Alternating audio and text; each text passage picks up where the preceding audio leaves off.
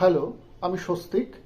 আমরা প্রত্যেকেই জানি যে গত 14ই জুন ডব্লিউবিসিএস ফ্রিলি হয়েছে দীর্ঘ প্রতীক্ষার পর। তো ইতিহাস থেকে আমার হিসেব অনুযায়ী 48টা মোট প্রশ্ন এসেছে। তার মধ্যে দুটো প্রশ্ন নিয়ে আমি কিছু কথা বলতে চাই। একটি প্রশ্ন আমার মতে ভুল। প্রশ্নটি আগে কি সেটা বলে দিই। প্রশ্নটা ছিল, who was sent by the Indian National Congress to represent its views at the Versailles conference in 1919, অর্থাৎ 1919 সালে ভার্সাইয়ের সম্মেলনে কংগ্রেসের প্রতিনিধি হিসেবে কাকে পাঠানো হয় কংগ্রেসের যে দলীয় বক্তব্য সেটি তুলে ধরার জন্য।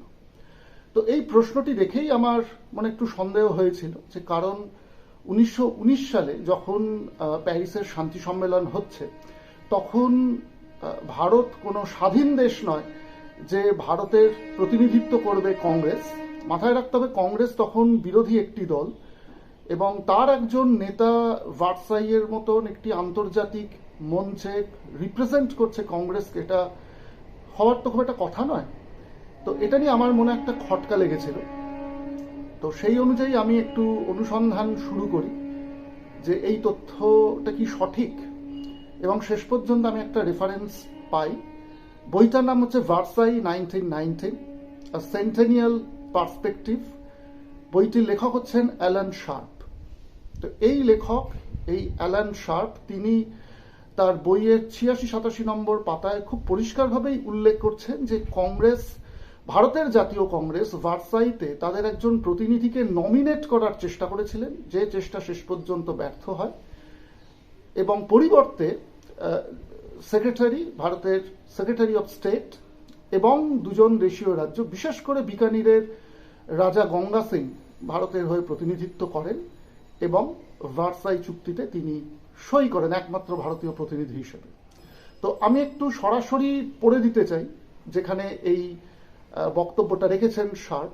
তিনি লিখছেন, the Congress had no formal power and its attempt to nominate Tilak as its representative in Paris in 1919 was simply brushed aside. Instead, India was represented at the peace conference by Edwin Montagu, the Secretary of State for India, and Lord Sinha of Raipur, with the Maharaj of Bikaner as an alternate member of what was officially a delegation of two. অতএব খুব পরিষ্কারভাবেই Lord Sinha এবং বিকানিরের মহারাজ, এখানে নামটা লেখা নেই, পরে উনি উল্লেখ করছেন গঙ্গা সিং, তার নামে বিকানিরে একটি মিউজিয়ামও আছে, এরা ভারতকে রিপ্রেজেন্ট করেন along with secretary of state Montagu. সুতরাং এখানে তিলক অপশনে রয়েছে আমাদের প্রশ্নে। তো তিলককে নমিনেট করার চেষ্টা করা হয়েছিল কংগ্রেসের তরফে, যেটা কিন্তু শেষ পর্যন্ত সফল হয়নি। সুতরাং প্রশ্নটা যখন করা হচ্ছে, who was sent by the INC, by the Indian National Congress to represent its views at the Versailles conference in 1919, এই প্রশ্নটা কিন্তু ভুল। এখানে প্রশ্নটা হওয়া উচিত ছিল, who was nominated by the Indian National Congress. তো উত্তরটা আমি দেখেছি প্রায় সবাই, বিভিন্ন শিক্ষা প্রতিষ্ঠান যারা ইতিমধ্যে উত্তর দিয়ে দিয়েছে, পিএসসি এখনো তাদের উত্তরপত্র ঘোষণা করেনি। তো যারা ইতিমধ্যে উত্তরপত্র দিয়েছে তারা প্রত্যেকেই তিলক করেছেন, বালগঙ্গাধর তিলক। আমি জানি না পিএসসি শেষ পর্যন্ত কি করবে এই প্রশ্নটা নিয়ে, তারাও সম্ভবত বালগঙ্গাধর তিলক কি উত্তর করবে, কিন্তু আমার মতে প্রশ্নটা ভুল। সুতরাং উইন্ডো তো ওপেন হয়ে যায় সাধারণভাবে উত্তরপত্র ঘোষণার পর। কারোর যদি কোনো কনফিউশন থাকে কোনো প্রশ্নের উত্তর নিয়ে বা প্রশ্নটা নিয়ে, তাহলে সেখানে কমপ্লেন করা যায়, ইমেল করা যায়। তো আমার মতে তোমাদের ইমেল করা উচিত। আমি রেফারেন্স দিয়ে দিচ্ছি, কোনো সমস্যা নেই। আমার এই ভিডিওর সঙ্গে স্ক্রিনে তোমাদের বইয়ের প্রচ্ছদ এবং যে পৃষ্ঠায় এই বক্তব্যটা রয়েছে সেই পৃষ্ঠা এবং প্রচ্ছদ আমরা তুলে দিচ্ছি। তোমরা সেটাকে রেফারেন্স হিসেবে খুব সহজেই ব্যবহার করতে পারো। কারণ একটা ভুল প্রশ্ন থেকে যাওয়া বা সেটা একটা পরীক্ষায় আসা মানে স্বাভাবিকভাবেই সেটা প্রচারিত হবে, এটা হওয়াটা খুব একটা কাম্য নয়। আরও একটা কথা বলি, ভার্সাই কনফারেন্স বলা হচ্ছে, এটাও কিন্তু খুব টেকনিক্যালি ঠিক নয়।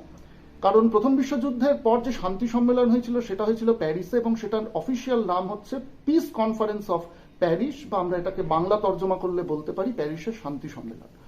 তো পরীক্ষায় যে প্রশ্নটা এসেছে সেখানে ভার্সাই কনফারেন্স বলা হয়েছে। টেকনিক্যালি এটা হয়তো ঠিক নয়, কিন্তু এটাকে ঠিক আমি ভুলও বলতে চাই না। আসলে দুটোকে আলাদা করা উচিত। প্যারিসের শান্তি সম্মেলনের সঙ্গে ভার্সাই এই নামটাকে কেন আলাদা করা উচিত আমি বলে দিচ্ছি। যে পরাজিত যে 5টি দেশ বা বিভিন্ন দেশের সঙ্গে যে 5টি চুক্তি হয়েছিল, সেই চুক্তিগুলোর বা সন্ধিগুলোর রেদার এক একটা আলাদা আলাদা নাম ছিল। যেমন ভার্সাইয়ের সন্ধি আমরা জানি জার্মানির সঙ্গে হয়েছিল, এটাই সব থেকে জনপ্রিয়, এটা নিয়েই অনেক তর্ক বিতর্ক হয়। সুতরাং ভার্সাই কিন্তু বেসিক্যালি একটা সন্ধির নাম। ট্রিটি অফ ভার্সাই এই কারণে বলা হয়, ভার্সাই কনফারেন্স কথাটা কিন্তু খুব একটা ব্যবহার করা হয় না। এর সঙ্গে আরো 4টি চুক্তি হয়েছিল, যেমন সেন্ট জার্মাইনের চুক্তি, নিউলির চুক্তি, এগুলো 1919 সালে হয়। আবার পরের বছর 1920 সালে আমরা দেখব যে ট্রিয়ানানের সন্ধি বা চুক্তি এবং সেভারের সন্ধি, এই দুটো সন্ধি কিন্তু হয়েছিল বিভিন্ন দেশের সঙ্গে। মিত্রপক্ষের ইংল্যান্ড, ফ্রান্স, মিত্রপক্ষকে মূলত যারা রিপ্রেজেন্ট করেছিল তাদের সঙ্গে বিভিন্ন দেশের যে চুক্তি বা সন্ধিগুলো হয়েছিল, সেই সন্ধিগুলোর আলাদা আলাদা নাম আছে। তার মধ্যে সব থেকে যেটা গুরুত্বপূর্ণ এবং বহু বিতর্কিত সেটা হচ্ছে ভার্সাইয়ের সন্ধি। ঠিক আছে, তাহলে আমি আপাতত এই প্রসঙ্গটা মানে এই প্রশ্নটা এখানে শেষ করছি, কারণ ইতিমধ্যেই এটা নিয়ে আলোচনা করতে গিয়ে প্রায় 6.5 মিনিট হয়ে গেছে। এবার দ্বিতীয় প্রশ্নে যাই। আর একটি প্রশ্ন নিয়েও আমার কিছু বক্তব্য আছে, সেটা অবশ্য প্রশ্নটা ভুল নয়, অপশনসে আমার মনে হয়েছে সঠিক উত্তরটা দেয়া নেই, মানে অপশনস ভুল রয়েছে। প্রশ্নটা ছিল চেম্বার অফ প্রিন্সেস কত সালে তৈরি হয়। উত্তর 1920 করতে হয়েছে, কারণ সঠিক উত্তরটা হচ্ছে 1921, তার কাছাকাছি উত্তর হচ্ছে 1920। তো এটারও অপশন ভুল, এটাও আমার মতে 1921 হওয়া উচিত। চেম্বার অফ প্রিন্সেস যেটা 1921 সালে তৈরি হয় ফেব্রুয়ারি মাসে, সেখানে অপশানে 1921 ছিল না। তবে এই রোগটা পিএসসির খুব নতুন কিছু নয়, আমরা অতীতেও দেখেছি যে অনেক সময় বিশেষ করে সাল তারিখ নিয়ে প্রশ্নে অনেক সময় একদম এক্সাক্ট ইয়ারটা না দিয়ে পিএসসি কাছাকাছি হয়তো অন্য আরেকটা কোনো বছর বা ইয়ার দিয়েছে। যেমন আমার মনে পড়ছে বেশ অনেক দিন হয়ে গেল একটা প্রশ্ন এসেছিল যে স্বরাজ্য দল কবে তৈরি হয়। আমরা জানি 1923 সালের 1 জানুয়ারি তৈরি হয়, কিন্তু অপশানে 1923 ছিল না, 1922 ছিল।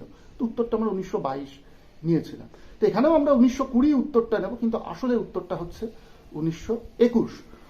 তো নেট ঘাটলে উইকিপিডিয়ায় 1920 অবশ্য দেখাচ্ছে, কিন্তু আমি একটা রেফারেন্স দিচ্ছি একটা বইয়ে, an advanced history of India, একটা খুব অথেন্টিক বই বলে এটাকে মনে করা হয়। 1946 সালে, অর্থাৎ স্বাধীনতার ঠিক 1 বছর আগে এই বইটি 3 দিকপাল মিলে লিখেছিলেন, রমেশচন্দ্র মজুমদার, হেমচন্দ্র রায়চৌধুরী এবং কালীকিঙ্কর দত্ত।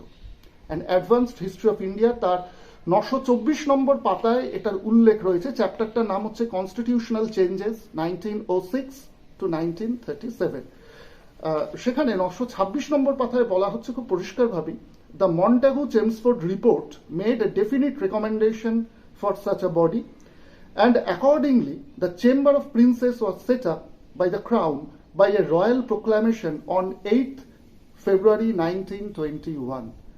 তাহলে খুব পরিষ্কারভাবেই এখানে 1921 8 ফেব্রুয়ারি একদম তারিখ পর্যন্ত দেয়া আছে, সুতরাং 1920 নয়, উত্তরটা হওয়া উচিত 1921। তবে এটা প্রশ্নের ভুল নয়, এটা অপশনের ভুল। এরকম ছোটখাটো টুকটাক ভুল ত্রুটি অনেক সময় থাকে, তো এটাকে খানিকটা ইগনোর তবু করা যেতে পারে।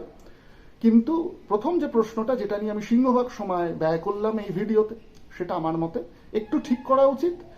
এবং দেখো, একটা পরাধীন দেশের প্রতিনিধি হিসেবে একটা বিরোধী দলের একজন নেতা যাচ্ছেন, এটা তো খুব একটা হয় না। আজও আমরা যে বিভিন্ন আন্তর্জাতিক স্তরের যে সম্মেলনগুলো দেখি, এই যে G7 হচ্ছে আমরা রিসেন্ট দেখতে পাচ্ছি, তো সেখানে কারা গেছেন? অবশ্যই দেশের প্রতিনিধিত্ব করেছেন যারা দেশের প্রধান, রাষ্ট্রপতি, প্রধানমন্ত্রী, এরা এই গোত্রেরই সাধারণভাবে লোকজন যান এই ধরনের কনফারেন্সগুলোতে। তো সুতরাং এইটা আমার মনে হয় সংশোধন করা উচিত। এই নিয়ে একটু আমার মতে ইমেল করা উচিত পিএসসিকে, এবং এই ভিডিওটা আমার মতে একটু প্রচার করা উচিত, একটু শেয়ার করা উচিত।